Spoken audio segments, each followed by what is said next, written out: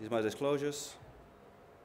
As being said, the current ablative techniques usually use heat as a mode of action, which has the disadvantage that it uses tumor-sensed anesthesia, and there is a risk of thermal injury, which causes postoperative pain. The mechanism of action of mechanochemical ablation has been mentioned, and I like to emphasize that it's not a variation on foam sclerosing, as many people think and still think. I skip these ones. The catheter itself, it's a very small caliber catheter, 4 French, 2.7 French, and can be introduced through a 4 French micropuncture sheath. The tip is soft and flexible, and the banded tip facilitates catheterization. This study has been mentioned 2 times before. It's still important. The initial trial by Steve Elias, he used sotradicol as the sclerosant. Within his study, he had very good results after 12 months.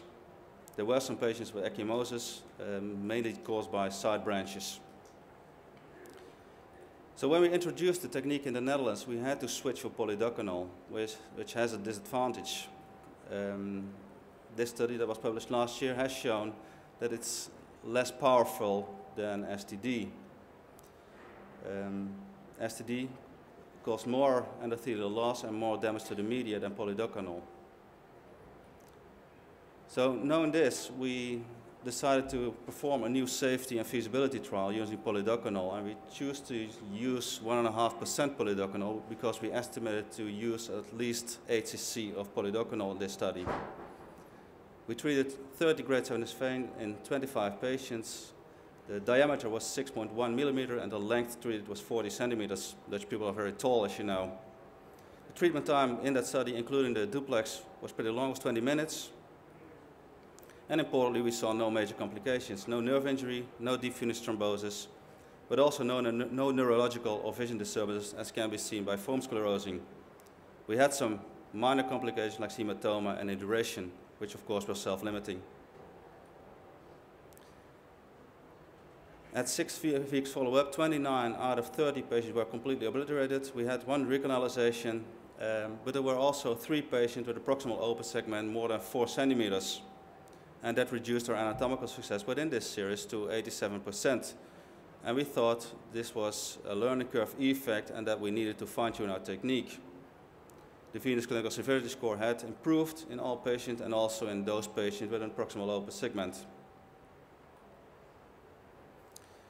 Having shown its safety, we proceeded with a registry study in 2 Dutch centers. And within that study, we slightly changed our protocol in an attempt to reduce proximal recanalizations. And in this study, we increased the percentage of polydocanol to 2% for the proximal 10 centimeters and 1.5% below.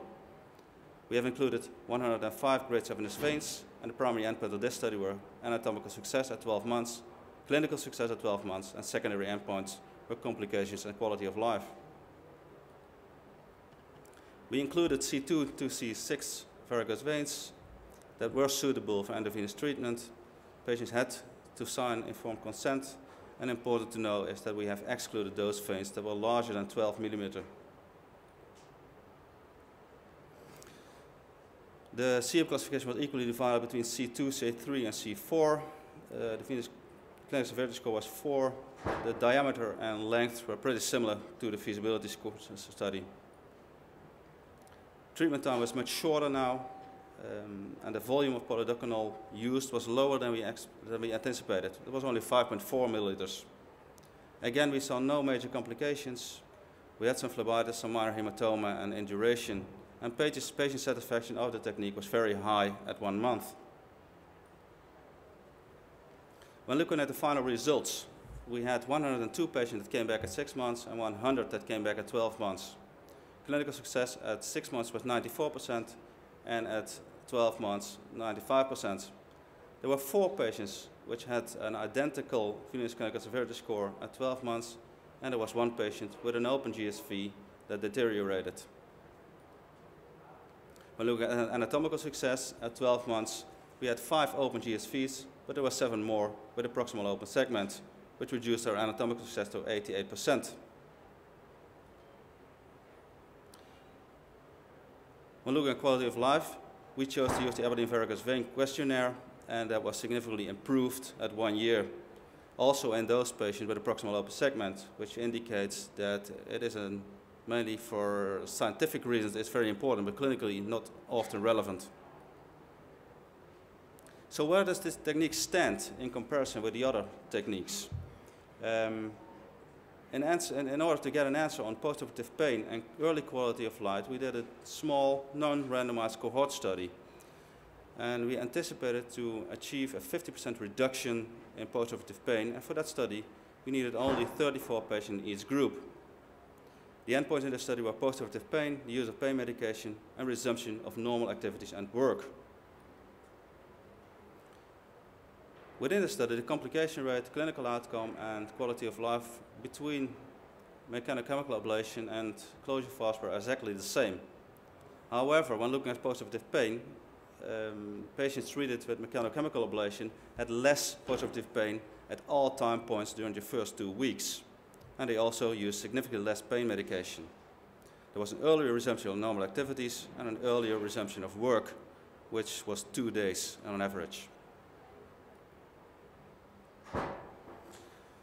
As we mentioned, this technique can also be used for the short saphenous vein, and its advantage might be even bigger here, as we all know that the incidence of sural nerve injury may be up to 11% in thermal techniques. We have last year described our first 50 consecutive patients, and in that patient group we had a high technical success rate. We saw no major complications, again no nerve injury, no deep venous thrombosis, and the 1-year anatomical success was 94%. The venous clinical severity score had also increased in this group of patients. When introducing a new technique in your hospital, it's important to realize that the findings on duplex may be different than thermal techniques. At 6 weeks, we saw that the vein was often still compressible, but there was no flow, which is different in thermal techniques. At 6 months, the vein is visible but not compressible, as is seen in this movie, and at 1 year, the vein is often not visible anymore.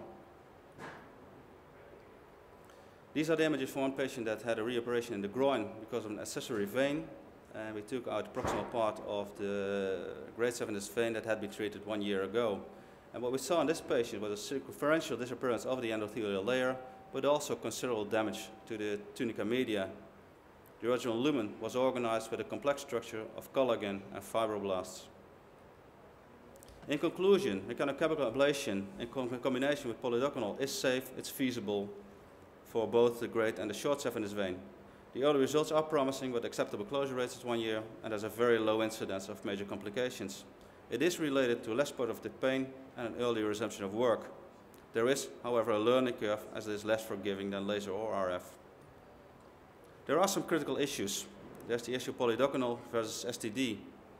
We still are looking for the optimal dose and pullback rate, and what we obviously need is long-term and comparative data. And for that reason, we have started up a randomized controlled trial comparing mechanochemical ablation with closure fast. The reason we choose for RF as a control group is that it's much easier to standardize than laser, because there are very much lasers around with different wavelengths and different fibers, and we thought it was hardly possible to standardize it properly. The Maradona trial is a multi-center randomized controlled trial that is currently open for patients' inclusion. It's based on a non-inferiority principle, and our power analysis has shown us that we need 230 patients in each group, and we are performing the study in 4 Dutch centers. Endpoint of this study will be anatomical success at 1 year, clinical success at 1 year, procedural pain, and postoperative pain for 2 weeks. Secondary study parameters, postoperative complications, quality of life, the time from treatment to resumption of normal activity and work, procedural time, and costs. And thank you for the attention.